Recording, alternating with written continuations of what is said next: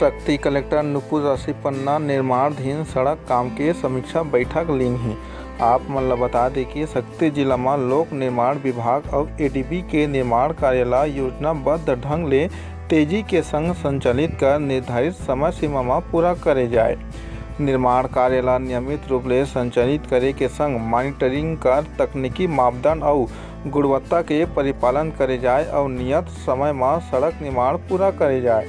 मुख्यमंत्री के घोषणा ला सर्वोच्च प्राथमिकता दे के सुनिश्चित कर बल देत कहिन कि कार्य अलग ले कार्य योजना तैयार कर गंभीरता के संग संचालित करे जाए। शक्ति टुंडरी और जैजेपुर मालखोदा गोबरा भाटा मार्ग के भौतिक प्रगति और सड़क चौड़ीकरण व भू अर्जन प्रकरण के समीक्षा बैठक घलोक लीन है। सीजी पंचायत न्यूज ले ब्यूरो रिपोर्ट।